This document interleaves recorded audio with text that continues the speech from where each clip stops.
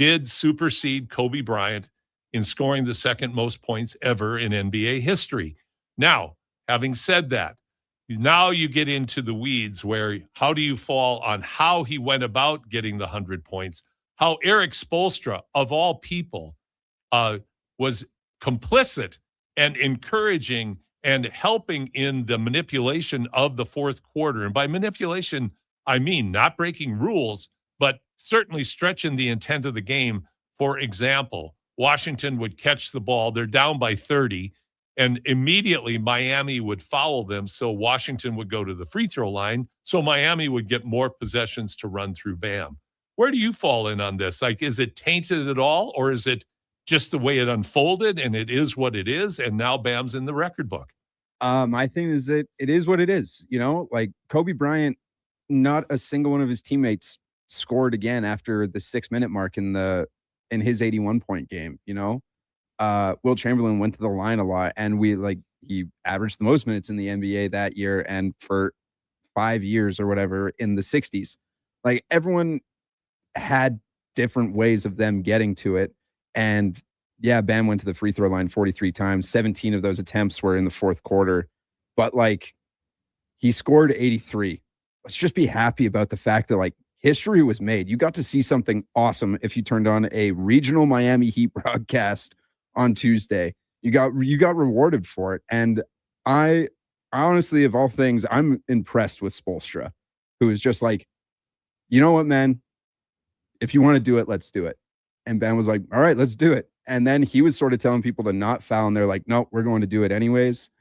And I thought Bill Simmons made a wonderful point on his podcast about it, which was the Wizards are very complacent in this, in that they were just holding the ball for 24 seconds and then would just chuck it because they didn't want to be the team that had history made on them.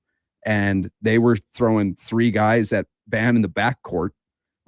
There was a group hug going on at the free throw line so that he couldn't touch the ball, and he still got it anyways. I find that, I still think it's history, and to me, it's very, very impressive. I'm blown away with Bam. Well, 83 points is 83 points. You got to score the points, and he did that.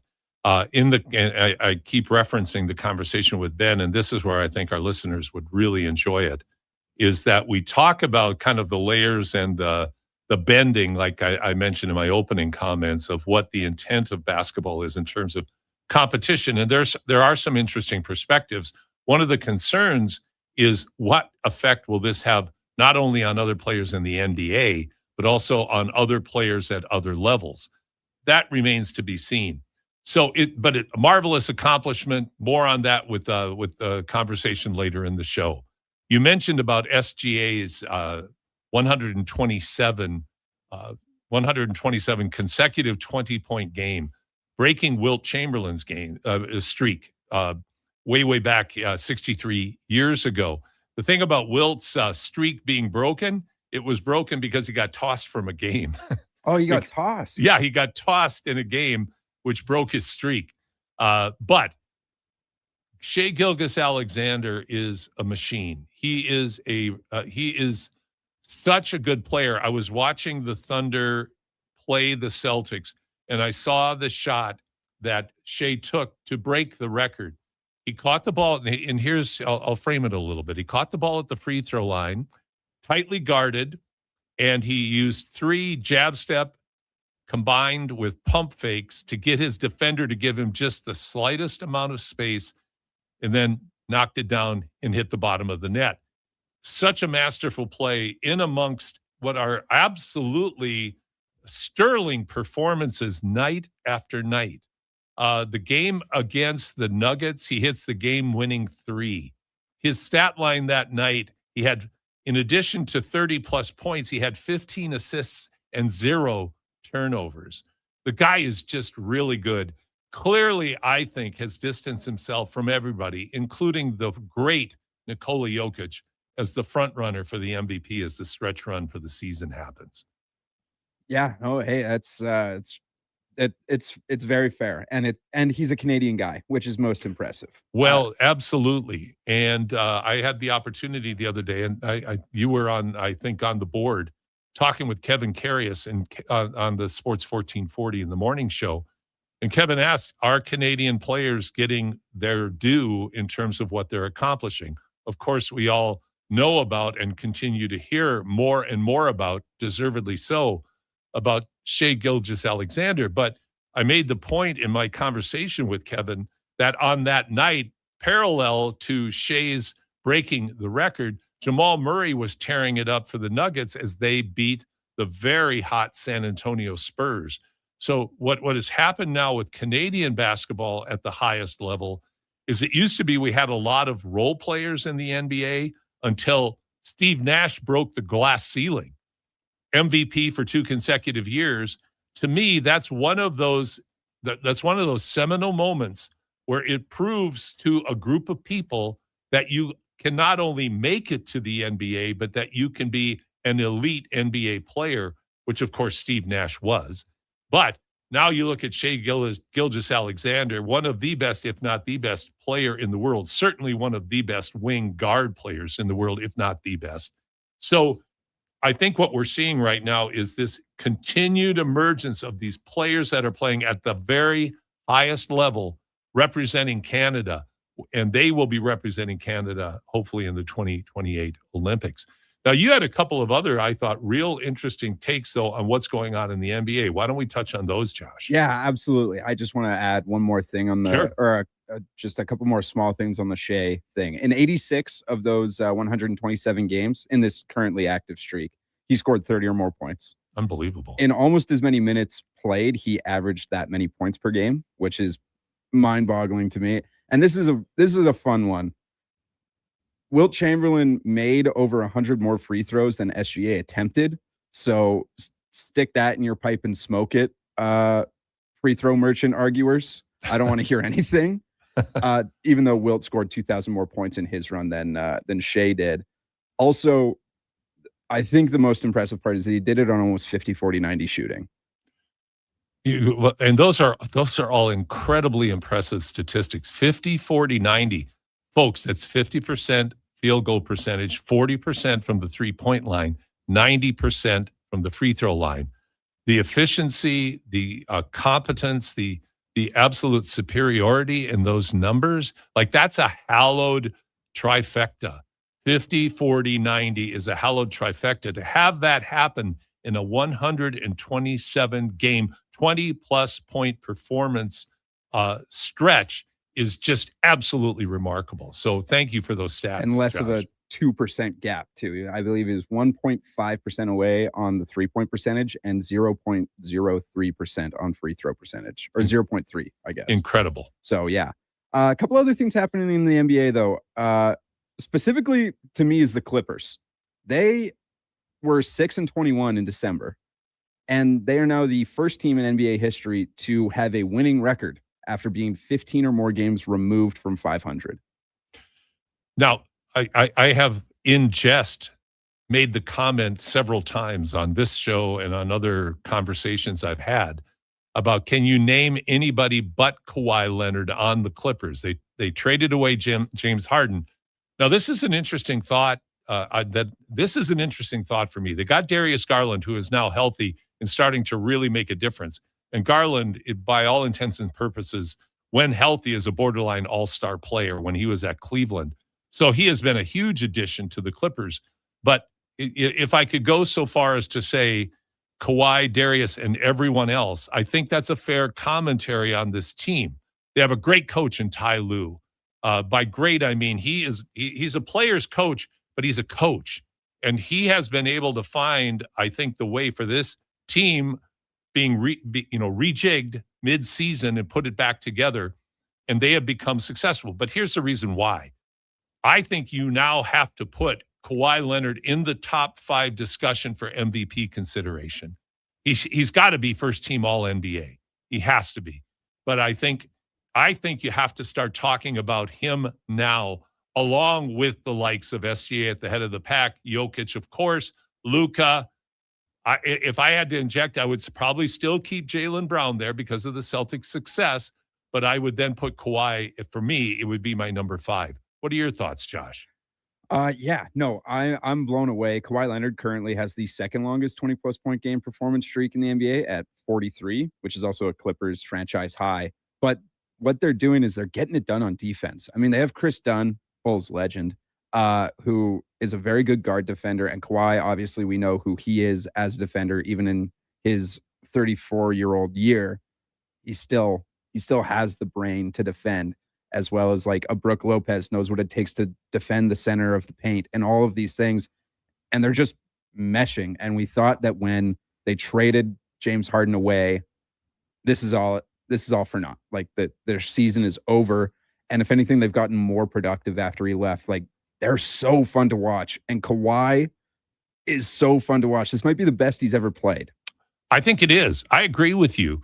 One thing that people, I think, have forgotten probably, that we all have forgotten from his title run with the Toronto Raptors, not only how athletic Kawhi is, not only what a good shooter he is, and a good scorer, who I think was the precursor to SGA with the mid-range game, he and DeMar DeRozan.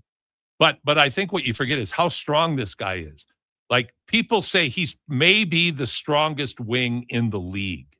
And he overpowers people, literally, on offense and on defense.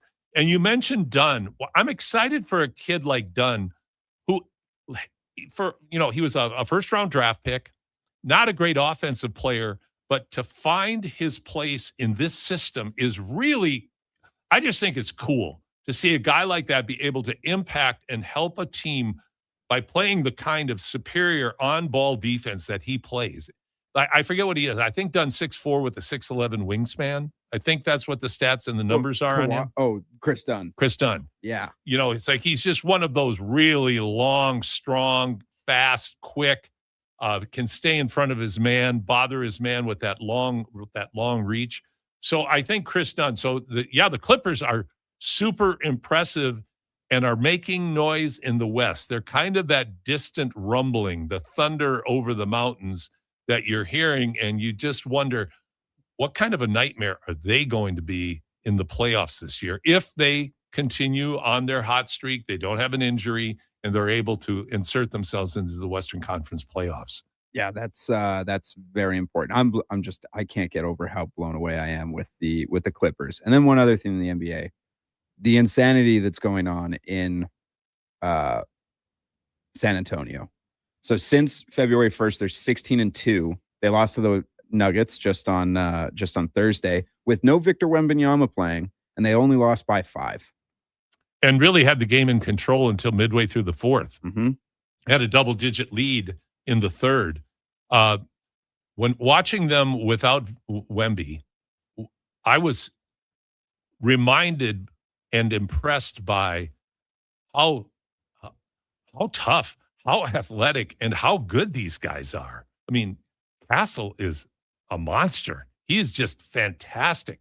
And they've got such a great blend of young, highly competitive, strong, fast, athletic players that are very, very versatile in how they play. When you throw Wemby into the mix, who had 8, like you mentioned in your post, he had 8 3-pointers the other night. He's 7'5". He had 8 3-pointers. I mean, the guy is so competitive and so skilled. This is a good team. Again, healthy going into the playoffs. They pose a real challenge. I don't want to use the word threat, but a real challenge in the Western Conference. To see whether or not they have the capability with their youth, that would be the only thing that I think people could hold against them going into the playoffs is their youth and inexperience at that level. But in terms of their ability to compete with anybody, they can compete with anybody. One other thing, though, from the other night, again, without Wemby, to see Murray and Jokic play the way they did, that was the old Jokic again. He looked more like himself. He seems to be rounding back into shape and getting better and better all the time. So I agree with you, Josh. The insanity of the NBA right now is incredible. It's nice that you wouldn't use the word threat, but I absolutely would. This is a team that went 3-1 against the Thunder without their best player. They almost beat the Nuggets with their 2 best players on the floor and Aaron Gordon back and all of these guys. And yeah, you could hold youth against them. And on the flip side, I would say their best player played in a gold medal game against Team USA, in which he was France's best player on the floor and almost won. 100%. No, I think those are fair, valid points. I do want to touch on something real quickly before we go to break and bring Reagan in. Look at the Raptors' recent performances. They won last night, a much-needed win against the Phoenix Suns in Toronto. But I'll tell you what, and again, I shared this on Kevin's show the other day. I think what we're seeing is where the water is set, where the water table is with the Toronto Raptors. They are 2-17 against the upper echelon teams in the NBA. They do a great job of beating the middle tier and lower tier teams in the NBA. But I would call them a middle tier team. They just don't quite have it. They just don't quite fit. Scotty Barnes looks concerningly rudderless right now. Ingram looks good if you like the way Ingram plays, and he's very good at playing the way he does, but it's not necessarily conducive to making the rest of the team better. He is an excellent break your defender down one-on-one player, not a particularly good passer. And so I'm just looking at the Raptors, and I think this is just a reality check of what we can expect from them. I look for them to be an 8th to 10th seed. They'll be 8 through 10 in my mind, and I hope I'm wrong. When we get to the playoffs this year, they're not there yet, but they've taken a big step forward. I think they gave us hope that they might be more than this, but I think now we're starting to see them settle in because they're relatively healthy, and you can see against the better teams, they just don't quite have that extra gear. Mm-hmm. So, very well put. I think what we're going to do now is we're going to take a break, and when we come back, we're going to talk to our community champion, Reagan Wood, here on Hoop City with Paul Sir, Josh Fenwick on your sports leader, Sports 1440. Saturday mornings live on Sports 1440. Powered by Subaru. Safety, reliability, and uncommon value. Visit Subaru.ca. If you're without personal health insurance benefits from your employer and are self-employed or retiring, contact Innovative Benefits. Innovative Benefits helps break down personal health plans to put you in the driver's seat and reduce your net cost. They'll help identify the best plan for you and your family so you can pay for what you do use and look how to reduce what you don't use. Don't be left out in the cold. Understand all your options with Innovative Benefits. For more information, visit innovativebenefits.ca today. Take the pain out of airport parking with Park to Go. Your first-class parking experience. Book self-serve and valet parking and save up to 30%. Book now with promo code RADIO. That's RADIO. When you hit the ice, it's all about you and your skates. The stride, the feel, the glide, the power, the performance. Why trust your skates to a grinding machine, or even worse, a tournament parent in a parking lot? At Aligned Custom Skate Performance in Sherwood Park, the art of skate fitting and sharpening is customized to the athlete. Aligned Custom Skate Performance, where precision meets passion. Oh. Visit AlignedSkate.com to learn more. Hi, it's McKenna, the Kinney Foundation's Kid Ambassador with a little Q&A. McKenna, someone has a car to donate to the Kidney Car Program, but they're in the country. How's that work? We'll still take it. There's lots of cars in barns, in people's garages, even in fields we'd love to get as donations. Just give us some time to get to you. So wherever your car is, it can turn into a life-saving machine. Visit kidneycar.ca. The Alzheimer's Pro-Am Hockey Tournament hits the ice April 24th to 26th. This Edmonton-based tournament pairs hockey fans with NHL alumni for a fun-filled weekend, featuring a champions luncheon presented by Carrington Group of Companies and tournament. Teams are already fundraising in the community, enabling the Alzheimer's Society to continue providing help for today through free education programs and support services, and hope for tomorrow through research. For more information or to learn how you can get involved, visit alzheimersproam.com.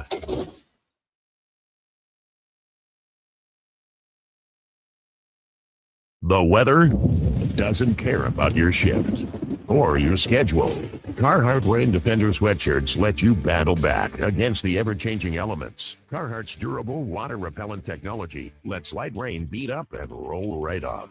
Layer up and stay on the job longer without getting drenched. Get your Carhartt Rain Defender sweatshirts at all 3 of our Edmonton job site workwear locations. Job site workwear, tough gear for tough jobs.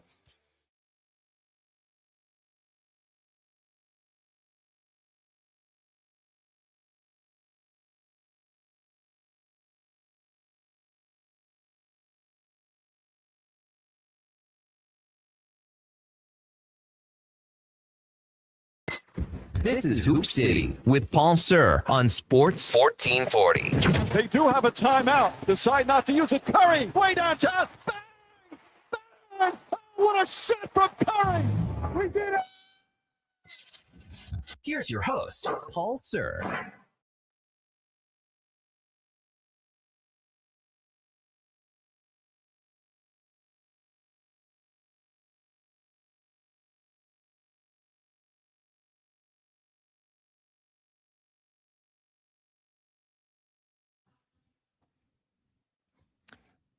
You know, most shows, Josh, I like having some sort of musical theme. Like, I'll take songs from a particular year.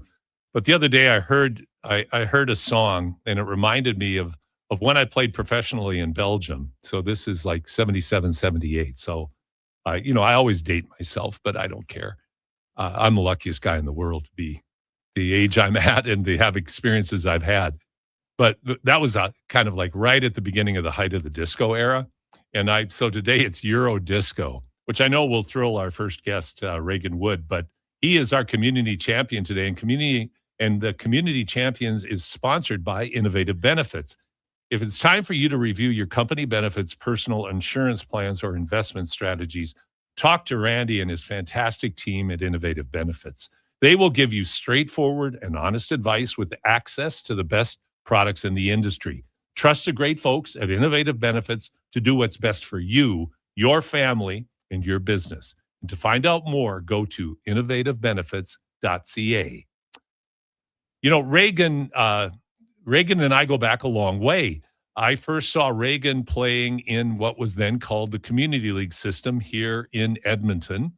Then I had the privilege when Reagan, I believe, was in 6th grade to have him come as an import, as they called them then, Reagan, to play for the Otwell Community League. And that year, in 1995, we won the provincial championship in a wonderful run a dominant run down in Carson, Alberta. Reagan and I have continued to be friends throughout our entire life. Reagan was my assistant coach at Concordia for many years, and then took over the helm and took the Thunder to the Nationals and had a fantastic career at Concordia. He continues to work for Alberta basketball, where he's been for, I believe it's about 14 or 15 years. And Reagan continues to do fantastic things in the community. That's why I wanted to have Reagan be our community champion today. And I welcome to our program, Reagan Wood. Hi, Reagan. Hey, Paul, how you doing? I'm doing great. Doing great. It's wonderful to have you on, and I'm sure you're thrilled that it's Euro Disco is the music to celebrate your being on the show. Well, yeah, sure. Once upon a time in the younger days, I could maybe cut a rug to some ABBA or some Bee Gees or some, whatever's going on there. But yeah. Well, it's great to have you on, Reagan. Now, you work for the Alberta Basketball Association. What's your role with ABA? I mean, as you know well, it's kind of at ABA, you do a little bit of everything. Yep. Vacuuming carpets, cleaning toilets. You got to do it all. There are actually some cleaning toilet stories. So that's not inaccurate, but no, I mean, if we're putting a label on it, it's coach education and technical director, but wherever and whenever you're needed to do something to step up and help and just make things happen for basketball. That's what we try to do there.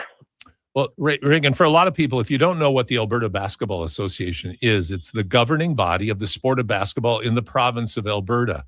Now, that doesn't mean that Alberta basketball governs high school basketball or college basketball, wheelchair basketball, but it does interact with them. But coaching education is a huge part of what ABA does.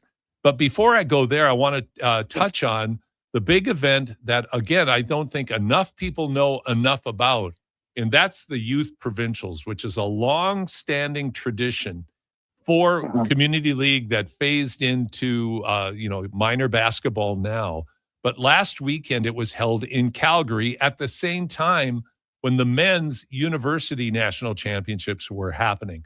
Talk about the Youth Provincials, the size and scale of it, the number of locations, number of teams, etc. Yeah, it was last year was the 50th year. This year was the 51st year of the ABA Youth Provincials. It continued to grow in size and scale, and we've been in Calgary 2 years in a row now. And this year I think we were 176 teams, 270 games, 5 facilities, 17 courts, and you pack it all into about two and a half days or so. And so trying to schedule that and get it all coordinated with referees and volunteers and everything else. So, I'm very gracious to get your community champion nod of the week, but I would be remiss if I didn't acknowledge our whole team at ABA. In particular, someone you know very well, Natalie Hoy, our end all be all there of everything that she does for us. The lightning rod of ABA. In planning and coordinating. And her and I started, you brought us both in around the same time there at ABA. I think we're 13. Actually, you might have given me a couple extra years there at the start, Paul. But, Natalie and I have been there for a long time now. And we've had some new team members come in as people have moved in and out over the years. But, I would be remiss if I didn't acknowledge everyone that I work with that puts so much time and effort into planning, coordinating, organizing, and making the Youth Provincials happen. It's a great celebration of the grassroots, the beginning of people's basketball experience. For so many kids, their first involvement in basketball is that community league system that still exists. And it's gotten more robust. It's gotten more organized. It's gotten better for developing players over the years. But at the core of it, it's volunteer coaches and young kids just trying to find out if they love basketball or not. And as you talked about when I first came over and played with you guys in Otwell, tremendous season, undefeated season for the Otwell group there.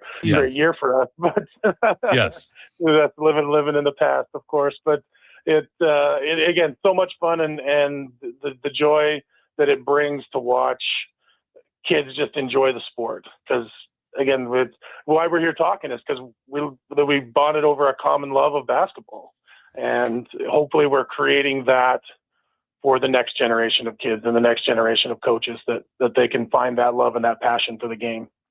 Very well stated, Reagan. And I think that is the case for what I believe is the true unwavering greatness of the community league system, is that it really is about finding a way for kids to participate for a reasonable cost compared to, say, playing for some of the more expensive options that are out there for kids. But this really is designed to be, I don't think you want to say it's entry level, but it can be entry level. It really can fit exactly where you are in terms of wanting to participate in the game of basketball. If you want it to be just purely recreational with friends, it can be that. Or it can be highly competitive as well. It's tiered. Like you said, it's become much more organized. And one of the qualities I'd love you to comment on that I like the most about it is, even though you don't get a huge number of teams from rural communities, let's say, you do get some rural community teams that get the opportunity that the kids would never have to play kids from all over the province. And we're getting more and more communities engaged here. And again, it's a great entry point for kids to define how much they like the game and gain that kind of experience of playing new players, new styles in a completely new and exciting environment.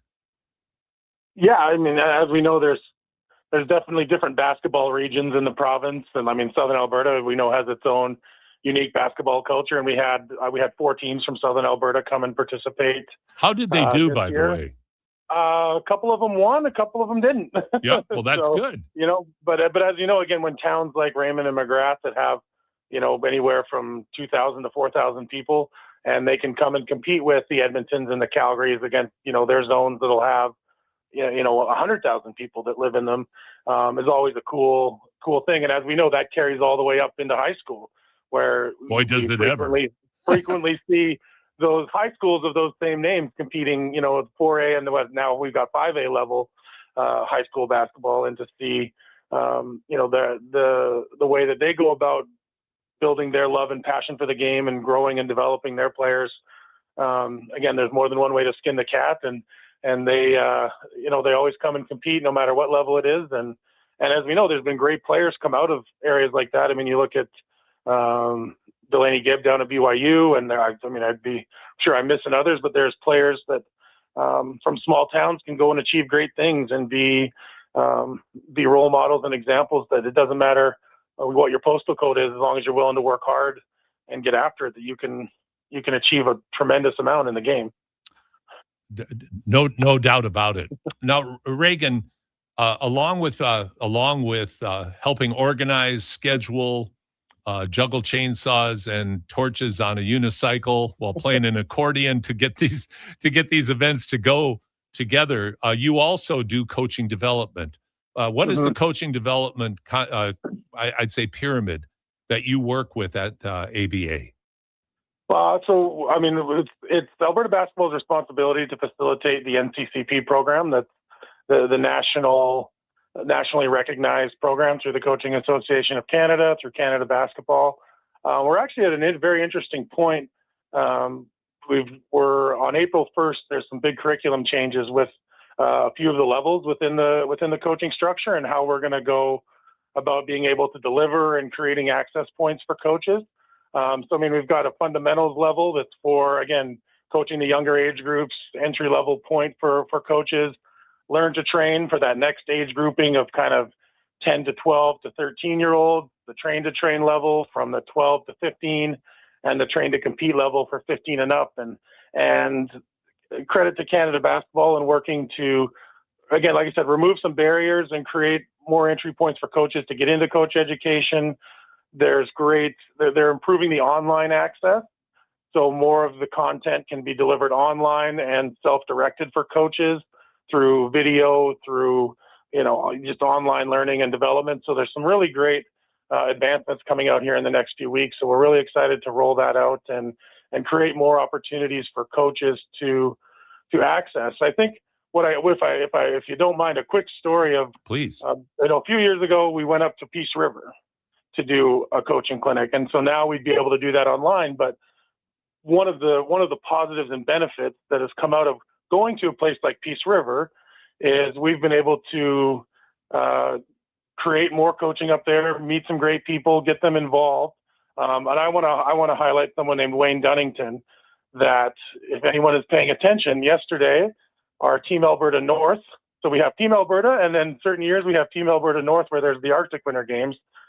Team Alberta North, that Wayne helps lead our program up there, who I met through doing coach education in Peace River. He just coached the boys North Alberta team to an Arctic Winter Games gold medal. And I'll give another shout out to Travis Duncan from Grand Prairie, who coached the girls Team Alberta North to a gold medal. So coming off a summer for our main provincial teams that won gold at Canada Games, we now have Team Alberta North winning some gold medals at the Arctic Winter Games, which are in Whitehorse right now. So exciting times for that program in particular, but it started with and created momentum by doing some coach education and building the base of coaches in that area, building the player development. We've done regional academies up there the last few years, and it's built that base that's gotten and built a better basketball community, a stronger basketball community, and now it's resulted in some gold medals at an international event. Alberta basketball is the glue, in my mind, that holds basketball together in the province. And there are so many satellite options in the sport of basketball. I put it that way, but I still believe Alberta basketball plays just such a key, pivotal, and important role in the continued ongoing growth and development, resulting in the success of not not one, not two, but 4 gold medals at the highest level. And congratulations to ABA and to their teams and their coaches for those accomplishments. Before we go, Reagan, I do want to touch on your collegiate career. You coached for a long time at Concordia University, as I mentioned in my opening remarks. You took the Thunder for the first time, and I believe the only time on the men's side, to the Nationals. You had an outstanding head coaching career. You were so key when I had the privilege of coaching there and coaching along with you. What was it about coaching at the ACAC that you enjoyed the most? I love to compete, and that provided an opportunity to do that on a week in, week out basis. And you get to travel around all over the province, play all the other universities and colleges. Again, as we've talked about, I've loved basketball my whole life, and to be able to coach and do it at that level was a real dream come true. And just loved getting after it and being able to plan, prepare. And again, even through the growth and changes we saw in that league over the years with, for the first year coaching with you, it's like, hey, we need to scout somebody. And you remember our good buddy Rick Henderson there. Why don't you guys drive to Red Deer with a camera and a notebook and go sit in the crowd and film them holding your handy cam. Whereas now games are broadcast online, accessible digitally anytime you want. Stats are live, anything. Whereas back then you'd like, well, if you want to get a decent read on somebody, you better go drive 3 hours and watch it yourself. So to see the growth and change in what they do at that level, but for me, just being able to compete and get after it and set goals and go after those goals and as I said, trying to get a team to nationals, trying to win ACAC championships, try and develop and create all Canadian level players and all conference players and just try to achieve as many things as you can. I just loved getting after it like that. So the competition is always the best. You did a wonderful job there, as you do in your role with Alberta basketball. Reagan, I want to thank you today. But before we go, I do want to give a shout out to Natalie Hoy for her great work along with you in making so much happen at ABA. I want to wish a speedy recovery to Dave Drabiak, the executive director for ABA, and to your staff. And thank you all for all the work that you do to make basketball in our province better, but particularly shining the spotlight on you today, Reagan, as our community champion. Thanks, Paul. Appreciate it. And again, just always proud and happy to be part of making basketball what it is in Alberta. And you do that in spades, my friends. So Reagan Wood, our community champion, joining us here today on Hoop City with Paul Sir. We're going to take a break right now. And when we come back, Ben Golliver and I have our first deep dive. We're going to go into depth on both Bam Adebayo and his 83 points, along with SGA's 127-game streak, record-setting streak. And it's only part of the interview. Like I said, you can hear the whole interview on our podcast after the show is over today. We'll take a break right now. You're listening to Hoop City with Paul Sir on Sports 1440. Saturday mornings live on Sports 1440. Powered by Subaru. The perfect choice for Alberta's challenging weather and road conditions. Visit Subaru.ca. Jump into spring with a refreshing change. It's possible thanks to the Lazy Boy Furniture Gallery's Buy More, Save More event. Our knowledgeable Lazy Boy professional in-home design team are here to spark your imagination as you shop amazing store-wide savings. And of course, the more you buy, the more you save. Buy more, save more at both premier Lazy Boy Furniture Galleries locations, South Edmonton Common and the West End, and their factory outlet clearance center at 152nd Street and 137th Ave. Take your skating to the next level with Aligned Custom Skate Performance in Sherwood Park. We make your skates feel like an extension of you. From kids lacing up for the first time to beer league warriors to elite level pros, we fit every skater with precision and care. Only a duster goes straight from off the shelf to on the ice. Our expert alignment process ensures the perfect fit, eliminating pressure points and maximizing your blade's performance. Aligned Custom Skate gives you the edge where it matters most, on the ice. Stop being the team grocery stick and visit AlignedSkate.com today. Whether it's a full custom fitting or professional sharpening, we've got you covered. So don't just skate, skate aligned. Book your appointment today and feel the difference. Discover why we're trusted by hockey pros and podium champions. Help us cure the bender in your life. Once again, visit alignedskate.com to get started. I custom skate performance with precision meets passion. Take the pain out of airport parking with Park to Go. Your first class parking experience. Book self-serve and valet parking and save up to 30%. Book now with promo code RADIO. That's RADIO.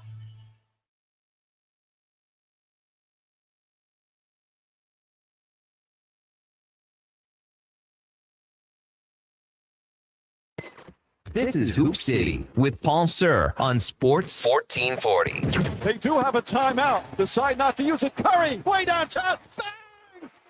Bang! Oh, what a shot from Curry! We did it! Here's your host, Paul Sir. Welcome to the Deep Dive, Hoop City with Paul Sir.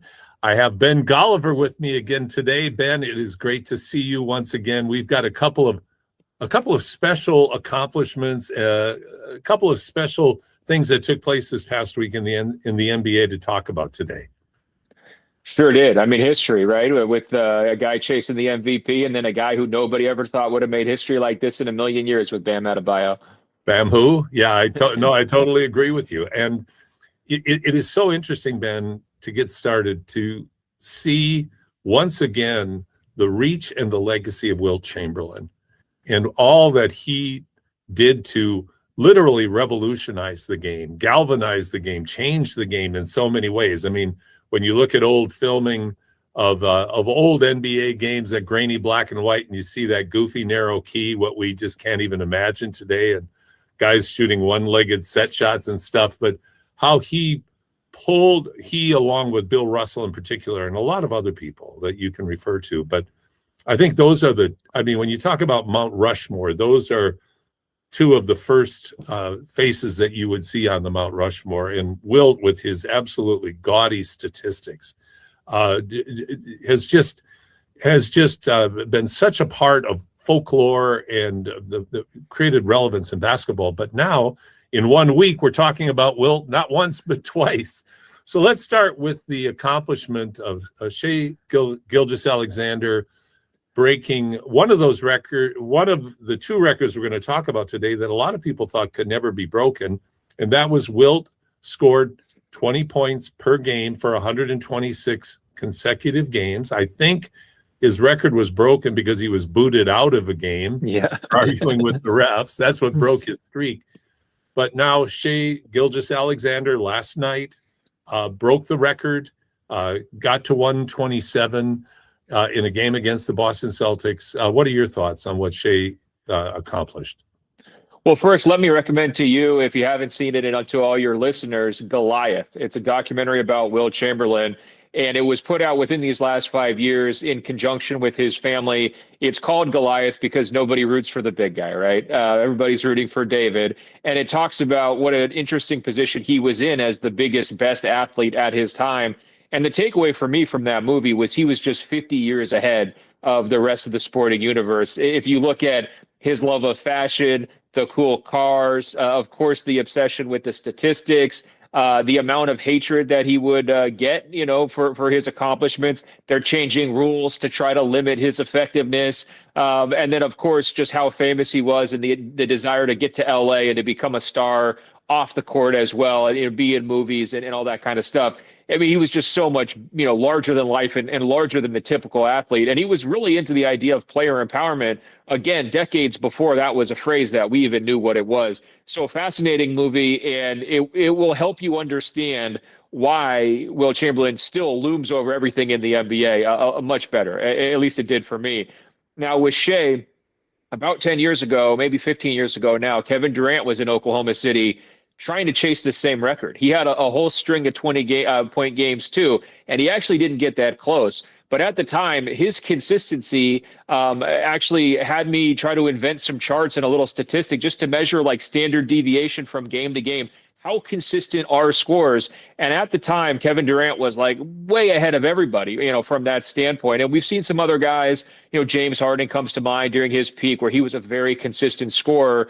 But Shai, I mean, he plays such a herky-jerky game at times, very creative, unpredictable with the ball. But this guy is robotic when it comes to the production. Every single night, you know what to get. And it got to the point where, with Kevin Durant, I was like amazed every time he would hit a new benchmark with those 20-point consecutive games. And with Shai, you're not. You don't. It's just been in the background the whole time because you assume it's going to happen. It would only be news if he didn't score 20 points. And so I think it's a really cool streak for him to have. It really embodies his consistency. I think the leadership component he's brought to Oklahoma City in terms of, hey, you can just count on him. He's going to be there. It also speaks to his health. This is the kind of streak where you could get ejected, and he's not a hothead, so he's not going to get ejected like Wilt did. But you could also turn an ankle in the first quarter, and then there goes the streak. He's enjoyed very good health. He's taken great care of his body. I think it's an awesome streak, very symbolic of what Oklahoma City is about as well, in terms of just hard hat mentality, bringing it every single day, trying to improve. And I think for all those reasons, it's definitely a moment to salute SGA. And he's had some great moments recently. I'm sure you saw those game winners he hit against Denver in the MVP showdown. It feels like he is now in position to win his second straight MVP award. He certainly does. And I love the way, first of all, thank you for Goliath.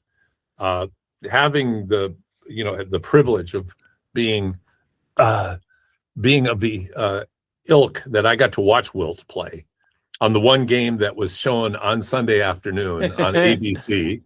I got to see so many Wilt Bill Russell matchups. That was usually on Sunday. It was Philadelphia and Boston. And, young kid, you weren't exposed to it that much at that time. So you really didn't have a big frame of reference. I had to scratch and claw to find some grainy black and white broadcast. But what you talk about with Wilt ahead of his time, absolutely. It's like you transplanted somebody from this era back then and, just beamed them back there. It was a Star Trek phenomenon. But I agree with you about all those things that Wilt did, bigger than life, and really changed the culture of basketball that led to Clyde Frazier, that's led to all the flamboyance that has grown out of that. But those were the mustard seeds. What he accomplished at 126 in a row, phenomenal. Now we go to SGA. Robotic. What I love about the term robotic for him that you use, Ben, is he is, but it's not robotic and stiff. It's robotic, herky-jerky, creative, off balance, and so interpretive of what the defense gives him.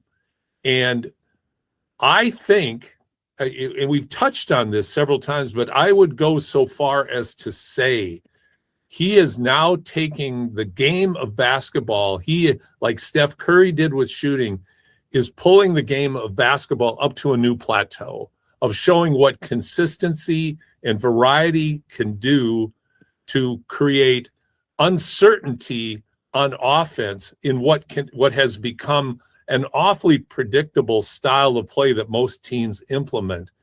And Shai is changing that. Now, I have some other comments on that, but I'd like to go to you for reflecting on what I just shared. Yeah, well, I think, it's robotic in the sense that he's like an assembly line where he's just going to pump out the 20 every single night. And whatever defensive scheme you have, whatever personnel you have, you try to double team him, you single cover him, you let him operate, you don't. He's going to find a way. I mean, he had the quote this week, I have the answers. I just need to know what the questions are, right? And so I will What a great quote.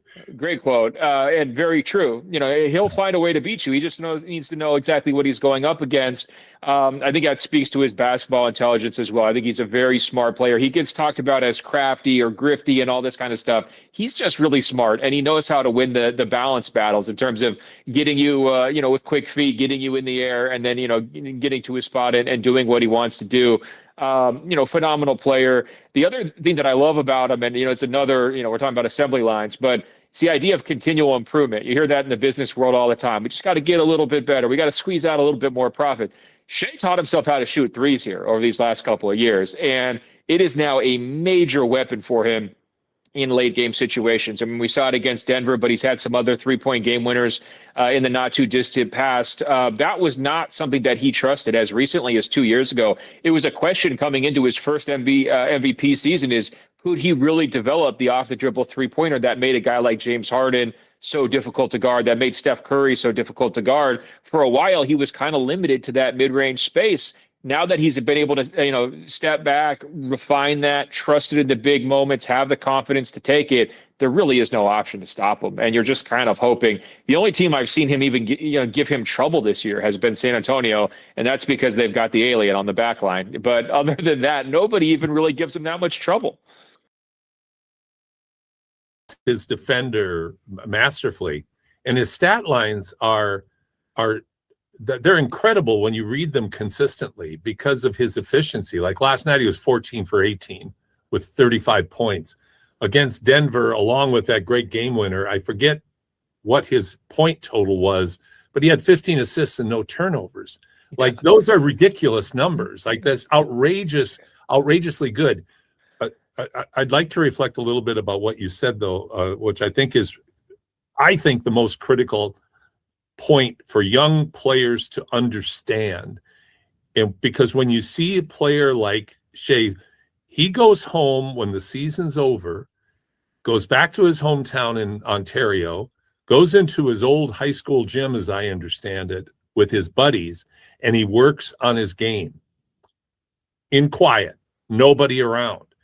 So he really turns his summer into his assembly line, to use your robotics, on how he's going to get better and what he's going to get better at. And that's what certainly AAU coaches don't do in most situations. But it's what you do, how you do it when nobody's looking, that makes you good. And it's doing a lot more of everything, again, and how you're doing it, that makes you great. But to see him continually get better and better and better, and more subtle and nuanced, develop that 3-point step back, it's all due to his hard work. And you hear that, everybody says that in a very trite manner, but hard work, there's no replacement. There's no technology, there's no machine, there's no magic drill. There's only hard, purposeful, focused work with defined outcomes, and he does it better than anybody. And he's working smart too, right? It's not just the idea of I have to wake up at 4 a.m. to tell everybody I'm waking up at 4 a.m. or I'm staying in the gym for 12 hours. It's the idea of, hey, what did I struggle with in the playoffs? How did the very best defenses try to guard me? Do I need to, get my left-hand dribble a little bit better so I can handle pressure from certain spots? Do I need to understand, hey, if there's a double coming, where's my release valve? And so you work on things like that.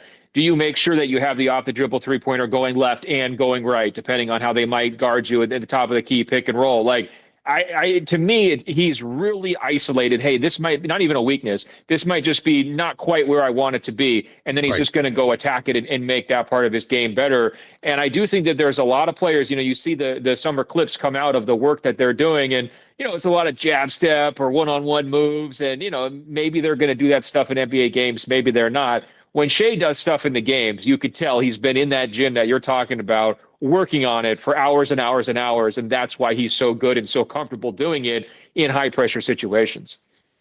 If I could have, back in the late 70s, I think it was at White Sox Park, what started the demise of disco is some radio station in Chicago had people bring disco records and had a bonfire down on the field. If I could have a bonfire, I would take all of the cones that AAU coaches use, all the cones and tennis balls that they incorporate in their drills, and have a huge bonfire, because it's such crap to me. I'm speaking just really bluntly. Yeah. You don't need, that's just YouTube, Instagram crap. That doesn't make you a better player. What Shai does makes you a better player. Doing it purposefully, outcome, systematically, identifying.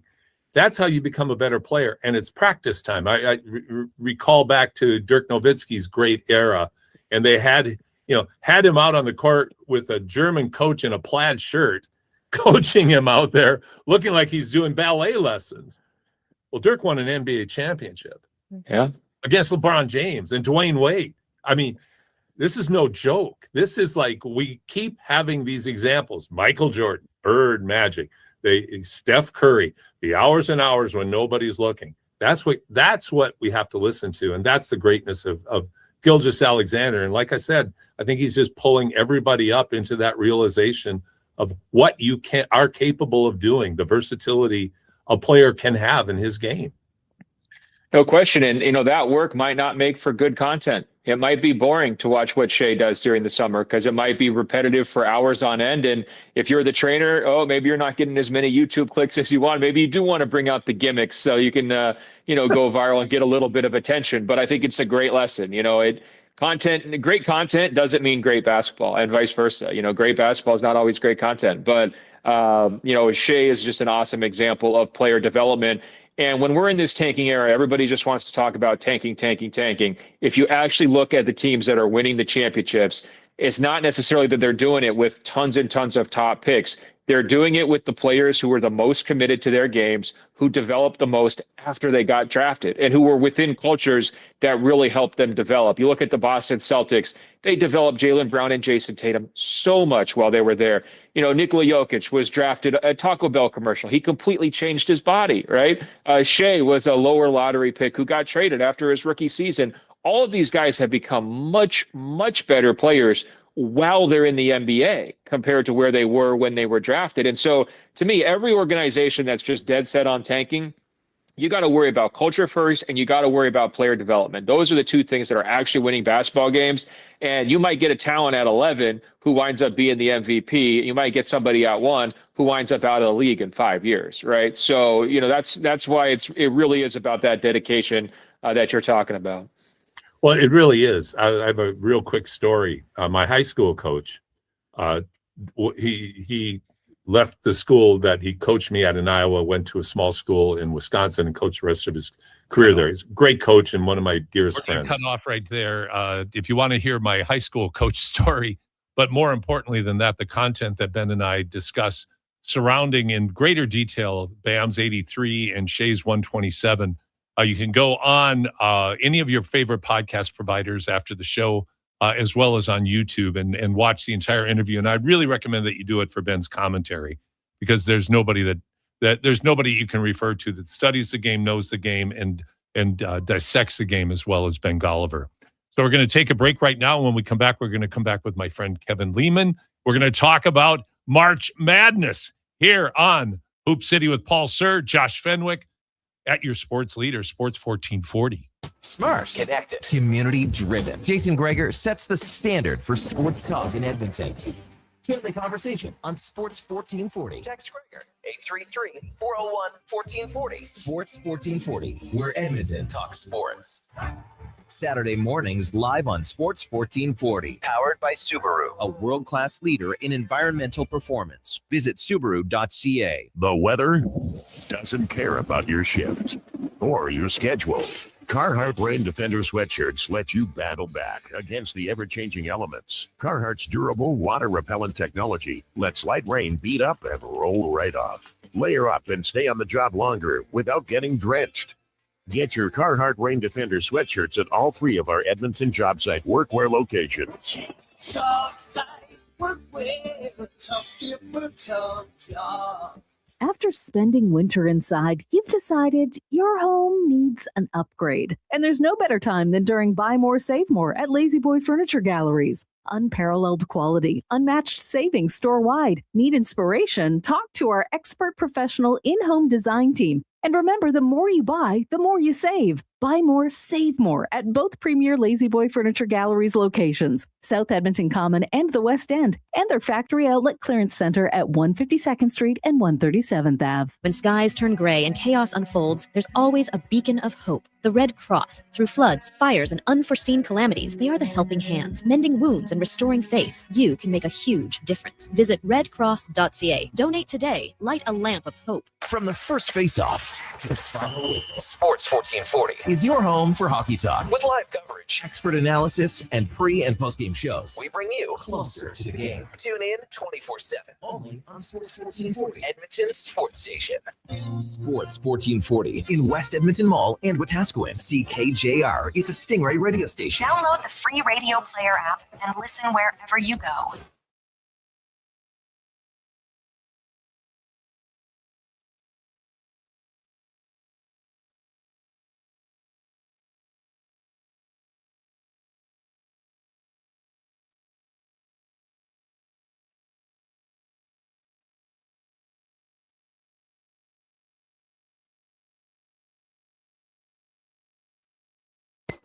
This is Hoop City with Paul Sir on Sports 1440. They do have a timeout. Decide not to use it. Curry, way downtown. Bang! Bang! Oh, what a shot from Curry! We did it! Here's your host, Paul Sir.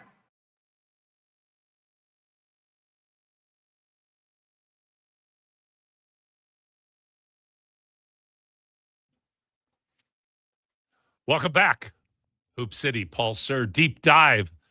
We're going to be joined by Kevin Lehman in just a moment as we get our technology in line, but Eurodisco continues with Born to Be Alive.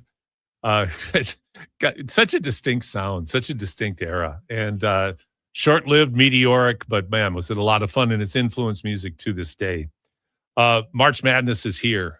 March Madness is upon us. The conference tournaments for the women last week and for the men this week has been full of excitement. One of the great games, if you watched last night, and of course, I'm always an Iowa homer, but the Iowa State University Cyclones were playing against the University of Arizona. Tommy Lloyd, ex-Gonzaga Bulldog assistant coach, came to Edmonton many times, but exciting, literally one of the closest buzzer beaters I've ever seen, Kevin Lehman, in that ending last night to one of the top teams, and I think one of the favored teams in going into March Madness is, of course, Arizona, but Iowa State just keeps nipping at their heels, and they demonstrated last night that on a given night they're capable of beating just about anybody. Well, Iowa State, their defense is elite. Where they struggle is their half-court offense. When Milan Momcilovic is hitting threes, they are hard to beat. 28 last night. He had a night. And then they got a nice performance from Jefferson, another one of their really good players. But Iowa State had it shows how tough the Big 12 is. But I'd say, Kevin, you're a longtime Division I coach. You're a longtime Division I broadcaster. You have a son or sons that play Division I basketball. You coach Nick Nurse. Like, you've got such a rich, deep history.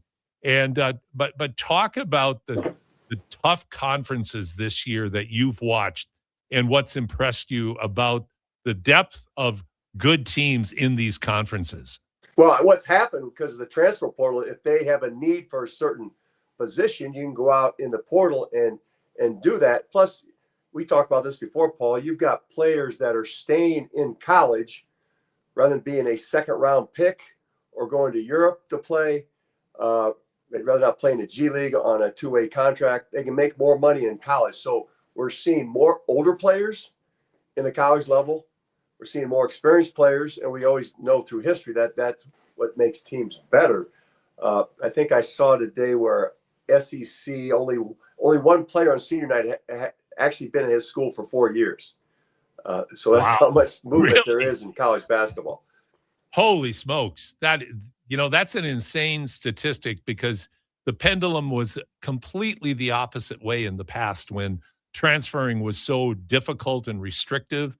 And now the freedom of movement, like you point out, and then the money itself.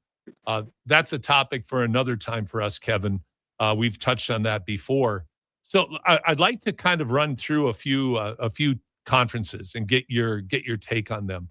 First, I'm going to start with the Big 12. You've got Arizona at the top of the heap, but Houston is very, very good. They're playing now. It is the conference final today, right? Between Arizona and Houston. That's going to be a great game. Yeah. But you've got Iowa State, you've got Kansas, and you've got the depth of teams within the Big 12 is, I don't know, is the right term not just applying to the Big 12, but is the right term in general, Kevin, historic in terms of depth of top tier, tough, competitive teams? Yeah, Paul, at the top level it is. Yeah, it's more competitive at the top level. Now, I think you're seeing out the bottom, there's some teams that aren't as good because they can't compete in that area we're talking about. But, you throw BYU in there with A.J. Devonza. They've got one of their better players hurt, but they're also capable of beating anybody because of, he's going to be the 1 or 2 pick. So if he goes off, I saw BYU dismantle Iowa State when they played absolutely out destroyed them. Yep. So that's what you see. If you get hot at the right time, anything can happen. Because as my old coach used to say, we don't have to be better than 40 minutes or for the whole season. We just have to be better for that last 40 minutes. But I think I'm not a real fan of Kansas. I don't trust them. I've just seen too many flaws with that team. But here's what I like about Arizona. They're old school. They don't shoot a lot of threes. They're going to attack the paint. They're big. They're physical. They're not like an Alabama team that's going to try to get 10 to 14 threes on you. So that's a little different than we've seen in the past of teams being successful in this new wave of shooting threes, getting to the rim, getting to the free throw line. And the other team that you're talking about, center, is Houston is very unique also in that I've listened to the coaching tapes of Kelvin Sampson.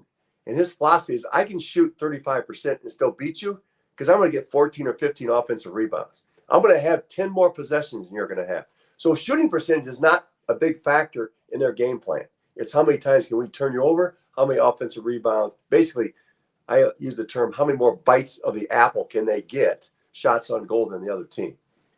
Well, and one of the things about Houston that is so effective is they turn you over, but I forget what their deflection stat is, but it's pretty remarkable. Their attention to detail at the highest level in terms of how they defend, how they rebound, how they crash the board. They're just so mindful in the minutia of defense, and those little things like deflections through the course of a 40-minute game make a huge difference, don't they? Well, yeah, no question. Because I think what you're seeing now, if you look at Kim Palm studies, you got to be in the top 15 in the nation in defensive efficiency to be a Final Four team and to win a national championship. If you're not efficient there anymore, you just won't be successful, won't be able to make it through that 6 game or 5 games to get there, 4 games to get there to the Final Four. So I think more coaches are starting to adapt that area that you have to be really solid at the defensive end. Let's jump over to the Big Ten, Kevin. You've done a lot of broadcasting on the Big Ten Network, and of course, you're being in Iowa City. You're around the Big Ten all the time. The Big Ten, how good is Michigan? Are they a serious contender for the national championship, in your opinion? No question. I think there's 3 teams, Arizona, Michigan, and Duke. And Florida's closing fast. I think there's some separation after you get past those 4. So, yeah, Michigan with their size, Yaxel Lundenberg, who's a great story, Paul. You got to study this guy. His mother made him go to a junior college to play. He didn't want to go to school. Give us the story. Give our listeners a story because it is a fascinating one. I think he went to like New Mexico, JUCO somewhere, and then he was recruited by UAB. Andy Kennedy has been known, the UAB coach who was at Ole Miss. He's always found great JUCO players. So I called their games at the Paradise Jam 2 years ago, and he was playing for UAB. And at that time, he was approaching, I think he might have stayed there 2 years. And then he got this, the transfer portal to go to Michigan. But this is a 6'9", point forward, skills, assist man, can score inside and out. Very unique young man. But think about that, his mother forced him to go play at a junior college.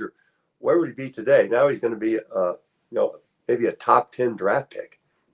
Well, it's one of the interesting things about the pathways that individual athletes take, Kevin, and you've seen this so often through your career.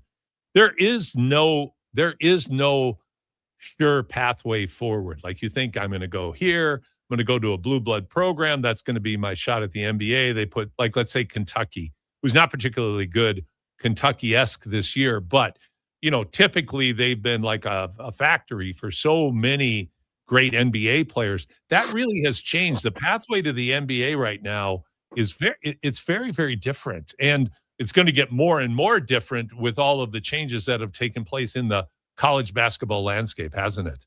Yeah, and I think what you're seeing this year, Paul, they're saying this is the best freshman class in college basketball that will enter the draft than we've seen in decades. With Darren Peterson at Kansas, AJ Devonza that we've talked about at BYU, and Cam Boozer at Duke, the guard at Illinois that's a freshman has come out of nowhere to play well. So there's the guard on the name escapes right now. Houston's got a freshman guard too. These guys are I all think it's top, Freeman, right? yeah, top 10 picks. Oh, man, is he good? Like that Yeah, kid's and good. somebody's the Illinois young man. I'm trying to think of his name right now. Wagler. Yeah, Wagler's another guy that was not highly recruited out of high school. I think he was ranked like 260 something. Yeah, a long, thin kid, and they were watching another guy and liked him. I go back to John Morant. John Morant was picked up by Murray State when they went to a back gymnasium at an AU to watch another player, and they saw John Morant, and he becomes, number 2 or 3 pick. So there still are those great stories of guys that kind of fall through the cracks. And when I coached at Northern Iowa, Elder Miller always said, you got to find players, especially at that level, the Missouri Valley level, find players that become better college players than they are high school guys. Guys are still growing, still maturing. They got parts of their game that you like, and they just need some more physicality, some more maturity. So you really have to look for guys like that, because the good ones are easy to see, but the guys that are going to be good in 5 years, those ones you're trying to find. But the problem now at the mid-major level, Paul, is you can't keep them. You find the diamond in the rough, and you won't be able to keep them. Yaxel Lundenberg's a great example of that. Well, and I think, and we touched on this the last time we talked, Kevin, but you can see it coming to fruition now. We really have a tiered class now of JUCO no longer counts against your college eligibility. Mm-hmm. Low to mid majors and even D2 schools are, and you know what? Even Canadian schools are now becoming recruiting ground for the high level blue blood top 60 Division I programs.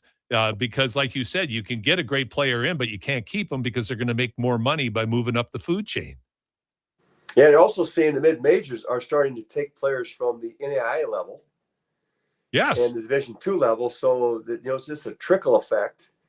And it's very interesting to watch how this happens. Because I did the Missouri Valley tournament. There's a number of talented players that had played NAIA, and they were getting their extra year of eligibility. So they were fifth-year guys. So, Paul, not only had they had great experience playing, 1,000-point scores, but they were older now. They were 23 years old because they had played 4 years and got that extra year of eligibility. It's just, man, oh, man, that's a whole 2-hour discussion in and of itself. And even then, you'd just be starting to talk about the tip of the iceberg. Going back to the Big Ten, when you go past Michigan, it's really kind of this almost sounds like a derogatory term, but I mean it in a complimentary way. It becomes a dog's breakfast log jam of pretty good to quite good teams. When you look at a team like, say, Michigan State, for instance, good basketball team.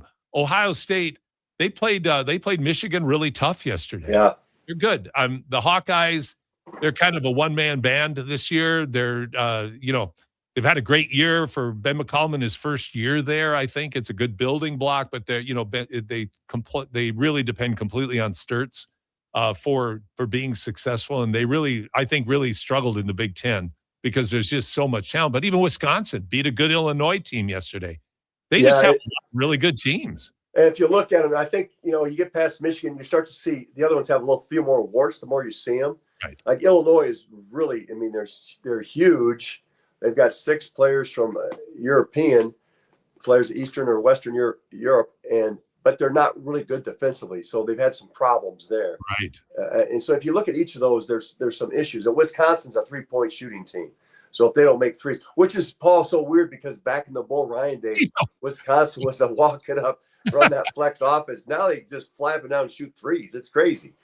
Dick Bennett is spinning in his grave right now because that was a real quick story. And I think I talked about this with someone else on a recent interview, but my high school coach went to Dick Bennett basketball clinic, and Dick Bennett came out and said, I think it was 16 principles of defense.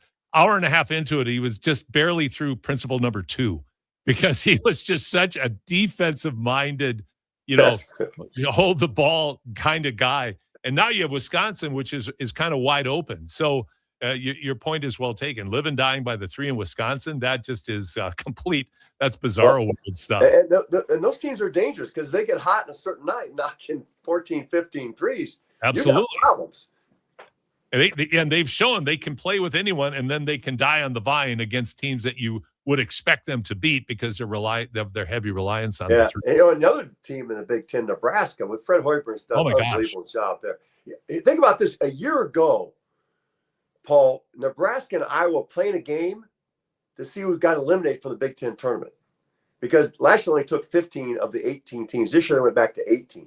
Nebraska got beaten that game. They went to the Crown tournament, eliminated from the Big Ten postseason tournament, went to the Crown that year, won it, and then he strung together a bunch of wins to start this season. I think they ran 18 games in a row or 20 going back to last season. So them losing that game actually helped them gain momentum for this year. And, you being from Iowa, Fred Hoiberg, we still call him the mayor affectionately. I recruited Fred when he was in high school. I mean, that was the most solid person you'd ever be around. And so I'm happy for him. And the story with his son playing and being such an effective player for him is another great story.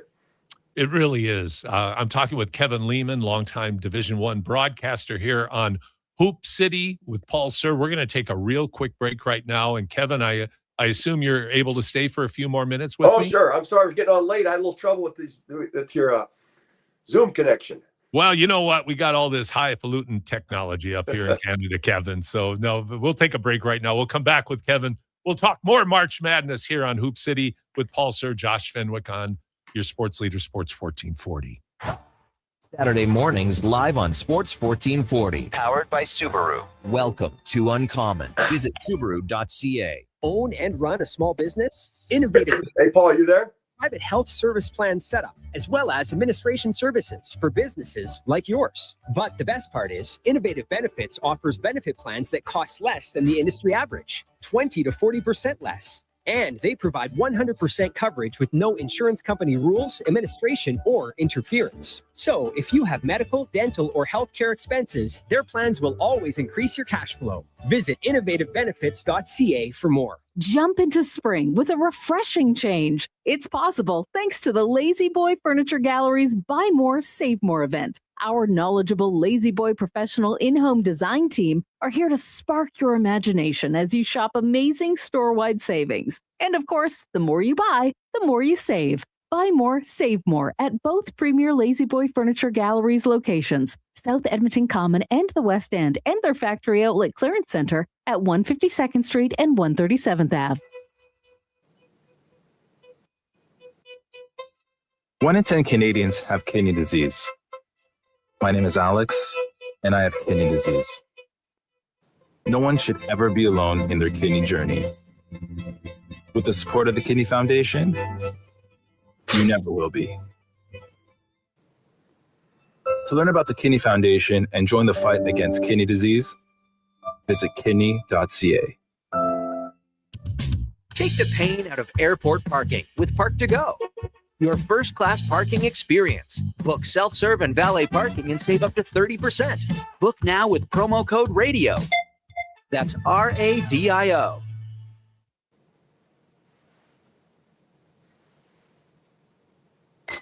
This is Hoop City with Paul Sir on Sports 1440. They do have a timeout. Decide not to use it. Curry, way downtown. Bang! Bang! Oh, what a shot from Curry! We did it! Paul Sir.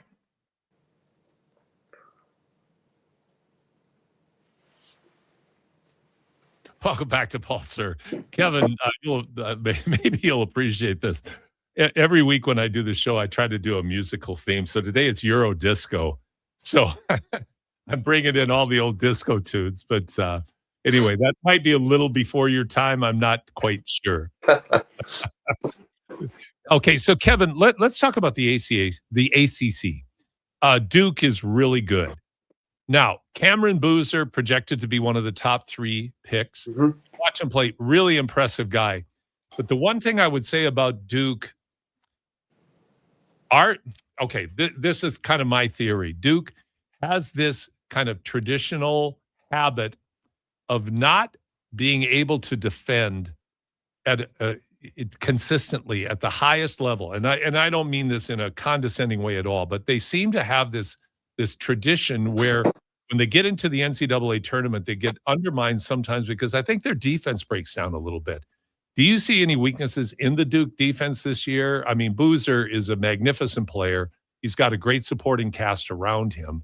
But is that a potential flaw in the Blue Devils? Well, I think that's a good point, Paul. If you look at their numbers and so forth, but they're playing Virginia for the championship of the ACC. And there's another program that's kind of come back to the forefront since you mentioned Tony Bennett and Dick Bennett, Tony's retirement. But yeah, with Duke, I've never been a big fan of Duke, and I'm just not a Dookie. I think a little bit overhyped, so I've always kind of been against them. But that program is so good that you can never count them out, and you can always pencil them in at least to your Elite Eight, if not the Final Four. But I think they're a Final Four team this year. I think with Boozer, if you look at his record, I mean, all he's ever done is won, whether it's AAU, high school. He's just a winner, and I think he has the ability to carry his team on his shoulders.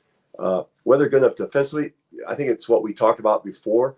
To be elite in this day and age, you got to have an elite defense if you're going to be a Final Four team. So that's a great point. That's something I'm going to watch throughout this when we fill out our brackets. But I really think those top four seeds we talked about, I think it's going to be chalk again. I just think there's a separation between those teams and the next level of this line of two seeds.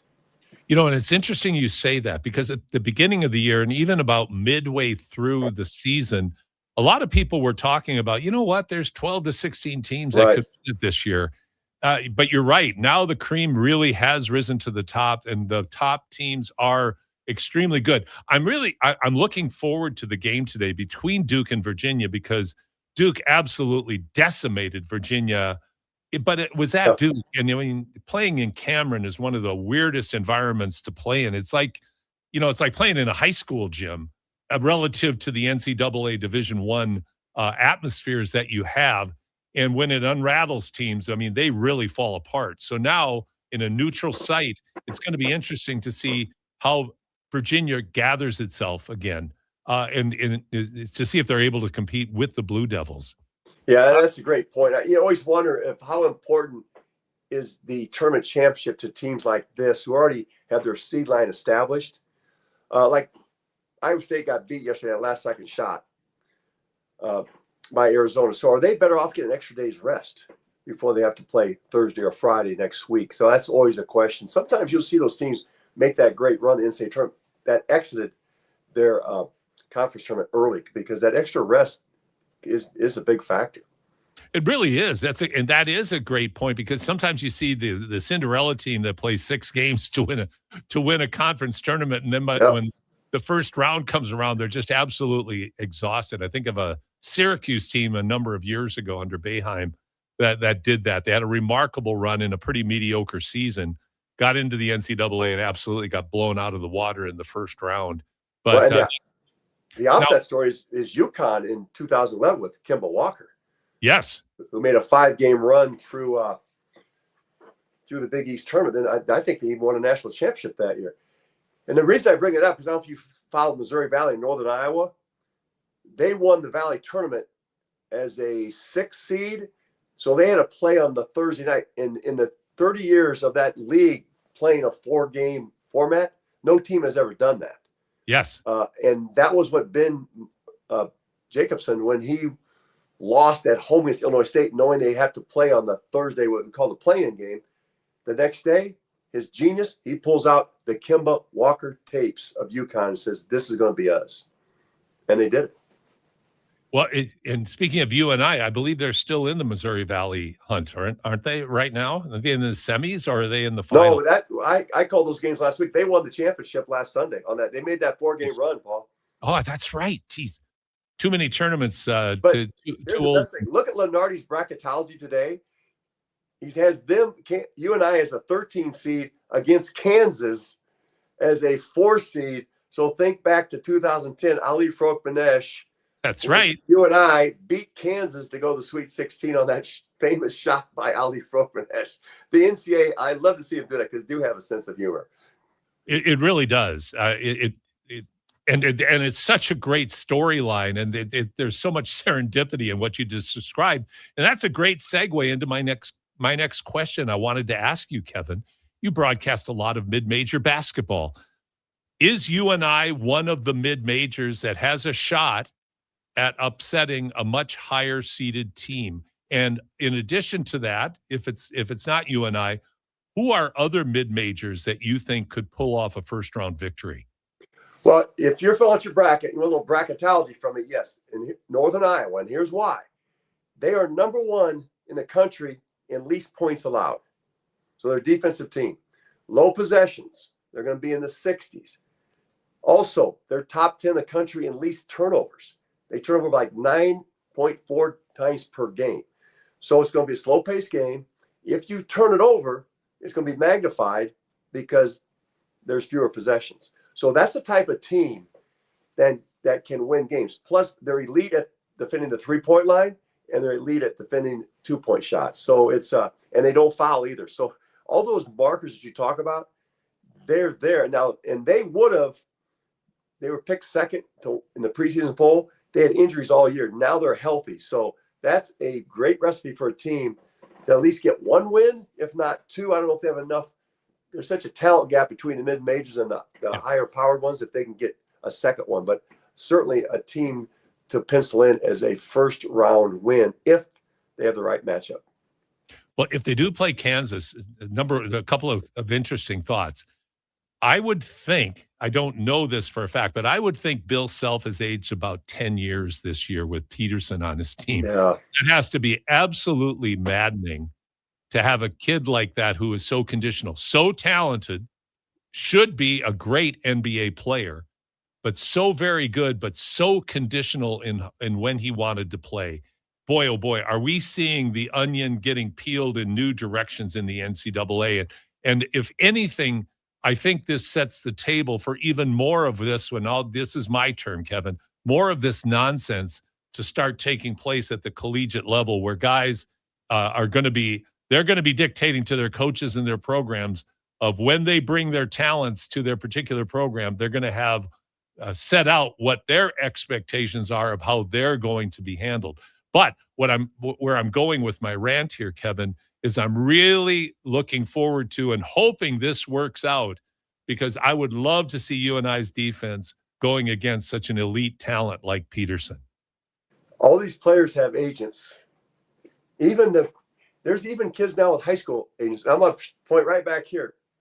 I don't think you can see that. That's the Sports Illustrated poster of Ali Frokmanesh when he hit the shot over Kansas. So he signed that for me. I bought that at a fundraiser in Northern Iowa. So it's it's on my wall of fame here. So are there any other mid-majors that you would pick and you would say, watch these guys? I think they have a shot in the first round because they're a good team relative to the ratings of the conference that they might play in. Well, St. Louis is another team, the A-10, and I know that coach well because he was at Indiana State 2 years ago when they made that run and got left out and went into the NIT championship, got beaten in the championship game.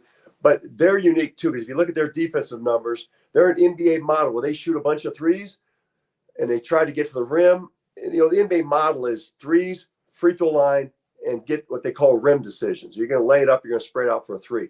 But they also understand the NBA model. We have to defend the three ball. Don't foul. Don't put teams at the free throw line and take away the three. So they're very good at defending the three ball. And they've got a unique unicorn at center and Ali and Robbie Oliver. We pronounce the name so many different ways. It's been a while since they had to call his games. They call him, they call him Kareem Abdul-Jabbar. and spell cream though. Yeah, cream. Yeah, CREAM for the tone of his skin color. Yeah. And Robbie Avila, and he followed his coach from Indiana State, where he was outstanding in the Missouri Valley tournament in particular. but just had an outstanding year at Indiana State. He's and playing good this year. He was hurt a little bit last year, but I mean, he's a center who can shoot threes. You run the offense through him. It's very unique to watch him play. So that's another team that could get some upsets. Okay. So your Final Four again is? I hate to go chalk, but I'm going to go. I'm going to go with Michigan, Arizona, and I'm not a big Duke guy, but I got to throw Duke in there. But I think my outlier is going to be Houston. They're a 2 seed, but I think with the experience they had last year, that they're going to be back there again. Yeah, I think, carrying that forward and with the tough-mindedness that Calvin Sampson, who is really impressive in terms of not just his coaching his team, but his messaging to the basketball world about youth basketball development with what I would consider to be more of a tough love messaging as opposed to mollycoddling and cuddling up to AAU mindsets. Like, he's very much about individual development, tough-mindedness, competition. You get better when nobody's looking, like those sorts of principles. Like, he doesn't mince words. Parents, stay away from your kids, let them play. Don't be hovering over them. Don't be bugging the coaches when you don't like what you see. Like he said, let your kid rise and fall on his or her own merits. Well, it's interesting, Paul, if you listen to his recruiting philosophy, he doesn't care about the number that they're rated by these scouting services. He never looks at that. The kid he had a couple years ago, Shed, was not ranked. So he looks at deeper where their heart, their work ethic you're talking about, how much time they're going to spend in the gym. And we talked about this, I think, maybe last year, that the model that Iowa State uses when they recruit, your sphere of influence around that player has to be the parents, the high school coach, the AU coach, and that's it. If there's a bunch of other voices there, they will not recruit you because they want them to hear one single voice. That's TJ Otzelberger. So if you look at, that's been a very successful model for them. Because their players really develop and get better. And then also with their NIL money, they invest in the players they have to keep them there rather than going out to buy new players. So it's been a successful model that both Houston has used and that Iowa State has used. Do you have a couple more minutes? Because I have two quick questions. I got all the time. And we got to talk about Miami, Ohio before we begin too. Okay, well, let's go to Miami of Ohio. They had an undefeated season, won a lot of games, a lot of very close games to maintain their undefeated status, lost in the conference tournament. So here's my question to you, Kevin. Are they going to get an NCAA bid? All right, here's my answer to that. Because Auburn, we had that discussion, Auburn being or Miami, Ohio. I think they went 31-1. Is that where they're at right now? Yep.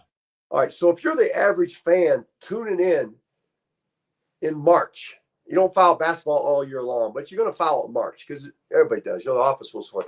Wouldn't you rather watch a team that was 31-0 than a team that went 7-11 in their league? Because that's my argument. I mean, there's more interest, and America's about the underdog. They're the 100%. Underdog. Yeah, so I would think if the community's got any brains at all, that this team has to be in just for the human interest side of it. Rather than let's put another middling team that couldn't finish 500 in their power league. And I keep saying this, I know it will never happen. Can we institute a rule that you got to be at least 500 in your conference if you're a major conference team, which, Big 10, ACC, Big 12, SEC, Big East, to be eligible for the NCAA tournament? Because these 7-11 teams that get in, they shouldn't be in the tournament. I totally agree with you. I think it's one of the most damning aspects of Selection Sunday when you get these borderline major conference teams, like you said, that have losing records, that have really had spotty seasons, but because they're in a power conference and because of the analytics, that's selected over a team that really embodies what's great about the NCAA. They had an unbelievable season filled with a lot of drama. It wasn't like they were a juggernaut that overwhelmed everybody with talent, just happened to have a year where they just were able to purchase more talent that year, as is the case in a lot of major programs. But you got to get Miami of Ohio in for the reasons that you very nicely described there. That embodies what makes the NCAA so watchable. Right. And I'm afraid we're going to lose that the more we're trying to get these, the power structure at B is setting up the net, the quad system, that reward those teams. We always hear, oh, Miami didn't play a quad one game, because that's what the numbers they use. Look at the quad one wins that Auburn has. But then we go back to the other argument is, wasn't North Carolina like the last one in a couple years ago when they made the run the Final Four? So you have that argument that those teams are better prepared to have success in the tournament. So it's a great fodder to talk about on radio shows and Zoom calls, because it's a great argument to have what sides you're on in that. But I think Miami, they've got to be in. I think if the committee does not put them in, they're going to really hurt the general public viewing of the NCAA tournament. Totally agree with you, because it just, the rich get richer. You favor the blue blood programs that have all the money and resources in the world.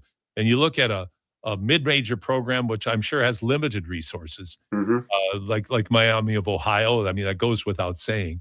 But, you look at it with a magnificent season like that, and you're going to not reward them for that kind of effort, for that kind of tradition, for that kind of excitement. The fact that we were talking about them throughout the season and what they were accomplishing, I think that really is a bastardization of what the intent of this is. But never let common sense get in the way of what the NCAA might think they use their analytics for to create the ideal environment the human interest story always surpasses the analytical numbers. Totally. And the eye test and those types of things that we've gone away from. But I think there's so much pressure. There's so much money involved in this tournament that's the way that the committee said, well, the analytics tells this, and that's their out to put together their selection of the teams that they're going to do here on Sunday. Absolutely. And there will be disappointments on Sunday. Definitely. There always are. There's teams hanging right now. They're waiting, because we got bid stealers happening in the A-10. Ole Miss still alive in the SEC tournament. There's a bid stealer. There's a couple out there. So it's going to be really interesting. And those teams are on the edge. Oh, boy, it's a long wait till that selection process on Sunday. That is so true. Final question for you, Kevin. And I'm talking to Kevin Lehman, longtime Division I broadcaster here on Hoop City on the Deep Dive with Paul Scher. I'm going to jump over to women's basketball. And, of course, the Iowa heroine, if you still can use that term, Caitlin Clark. You have the WNBA not having a deal.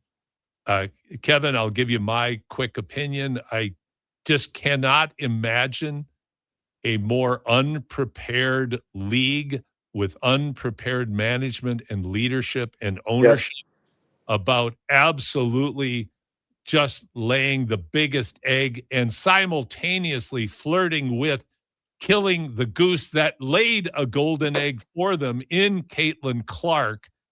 And the rumblings are, and of course you don't know what's fact and what's fiction on social media, but the fairly reliable rumblings are behind the scene that Caitlin Clark's agent has laid down the law about what the WNBA has to do for Caitlin Clark to compete in that league to assure that the nonsense that went on the first 2 years, one resulting in her injury. They've got to clean this up. This league is so pathetically inept at meeting the moment. It's just unbelievable much longer segment. But do you think they can get it together to get themselves back on the right track? You took the words out of my mouth. I mean, kill the golden goose. They tried to kill the golden goose when she came in the league because she made all of them wealthy. Yes. And what are you doing? This is, I always relate to back. This goes way back. Joe Namath made all those NFL players millionaires. Yes. And she was doing that for the rest of that league, and they just were working against her so adamantly. So I don't know the details of that contract, but it also, I don't know if a lot of people understand, the NBA supplements a lot of the WNBA. They lost $40 million last year. The numbers were up. They lost $40 million. They lost money every year of their existence. Right. So when you're trying to get more salaries higher, you got to it's the chicken or the egg theory. So you got to it's got to be TV revenue, and they had eyeballs. Don't ruin what you had because there's so many eyeballs on those TV sets that your TV contracts, which probably drives your ability to make money and those franchises to make money.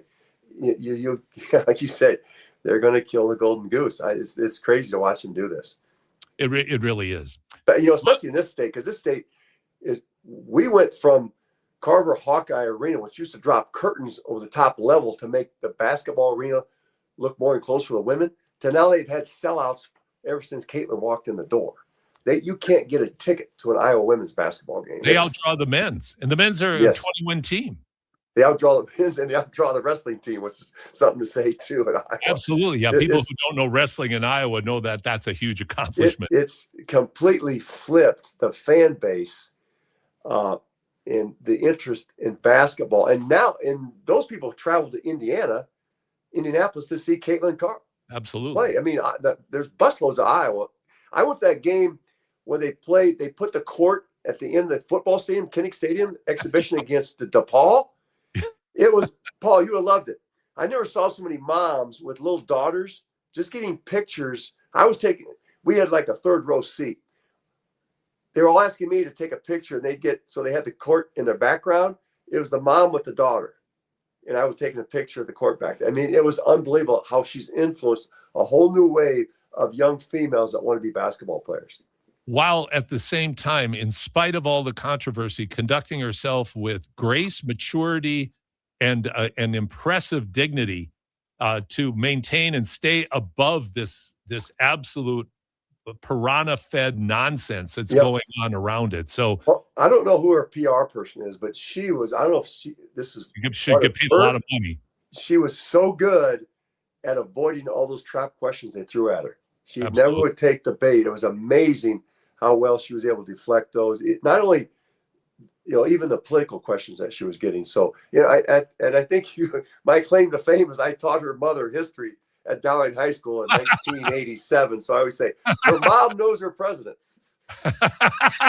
And That's actually, great. my brother played basketball with her dad at Simpson College, and they were like one. Her dad was number one in the nation in Division III in 3-point percentage, and my brother was number 3. And like they were a 500 team. I think, dude, you guys should have won more games than that. Well, they got up a lot of threes though and had a lot of fun. It sounds like. Oh yeah. So okay, final question. Sturtz, good enough to be a top 15 pick in the NBA? I think he's just outside that, Paul. I think he's going to go around maybe 18, 19, 20 for when I read an NBA mock draft. But I tell you what has going for Sturtz. He's another great story too, because Division II guy. Yep. If his coach doesn't take the job at Drake, does he still stay at Northwest Missouri State? We don't know about this great story. And then Drake to Iowa. He's got going for him. He's 6'4", and he can play the point guard or the off guard. So I think that's another benefit to him. They're going to say, is he physical enough? He is so good with his basketball IQ that he's going to fit on a roster somewhere. Off the charts. The charts. He kind of reminds me of Vidya from Portland. Kind of that big guard, very smart, get the ball into people's hands. And this kid has stamina like you wouldn't. He's playing 40 minutes a game this whole season. And I read the story on him how his mother ran, I think she was a high jumper or a long jumper at Kansas State. So the whole family's got a track background. In the summers when they were kids, they would go to Colorado and they would run up mountains for fun. And I think he's got 2 other brothers that have engineering degrees from Kansas State. Kansas State really screwed up not recruiting this guy because his grandparents went to school there.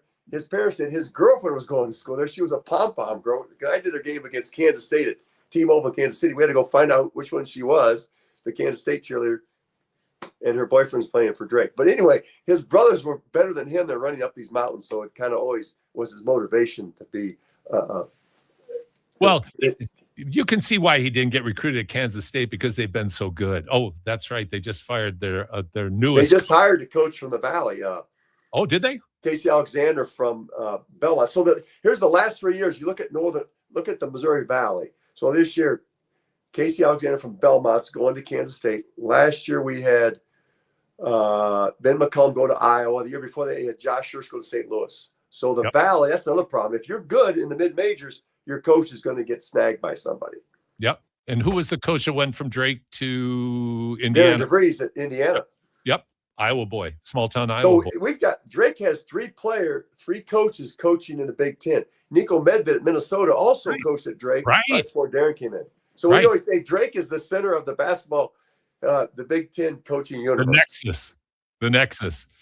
Well, Kevin, it has been an absolute pleasure having you on again today. I hope we can do this again real soon. Yeah, I forgot because my other Zoom calls, I push a different button than on yours. So I'm sorry for getting on late. It's okay. We'll get it done. We'll get it done again. Kevin Lehman, have a great March Madness experience, and we'll talk again real soon. And hey, Paul, you and tomorrow's my favorite day, Flexion Sunday. Enjoy filling out your bracket. I'll tell you what, it's Christmas. It's the Vatican. It's the Vatican for Catholics. So it's just the greatest day. So Kevin Lehman joining us here on the deep dive on Hoop City with Paul Sir. We'll be right back to wrap things up. From the locker room to your radio, Sports 1440 is Edmonton's sports leader. Real talk, big personalities, and your texts. It's interactive. It's fun. It's where Edmonton talks sports. Sports 1440. Saturday mornings live on Sports 1440. Powered by Subaru, a top safety pick for unmatched peace of mind. Visit Subaru.ca. The weather doesn't care about your shift or your schedule. Carhartt Rain Defender sweatshirts let you battle back against the ever-changing elements. Carhartt's durable water-repellent technology lets light rain beat up and roll right off. Layer up and stay on the job longer without getting drenched. Get your Carhartt Rain Defender sweatshirts at all three of our Edmonton job site workwear locations.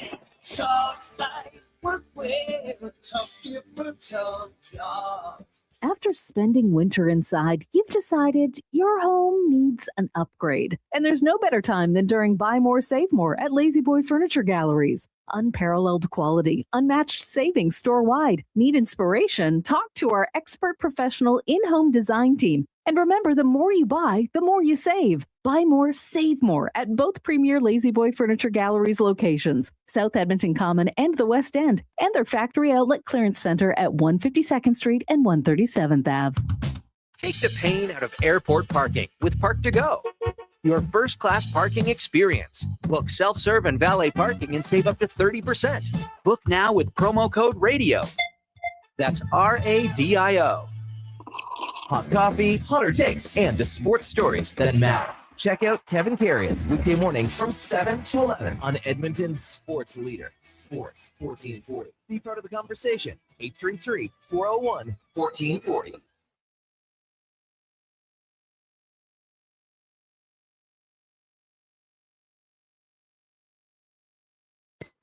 This is Hoop City with Paul Sir on Sports 1440. They do have a timeout. Decide not to use it. Curry, way downtown. Bang! Bang! What a shot from Curry! We did it! Here's your host, Paul Sir. Welcome back. Modern Talking, Josh. That was a French disco group and one of the most popular European disco songs in the late 70s. Actually, they were in the 80s. You're my heart, you're my soul, but it's just got a great beat to it. I didn't know disco still existed in the 80s. Paul. Oh my gosh. It hung on in Europe a lot longer than it did in the US. How about our poll, Josh?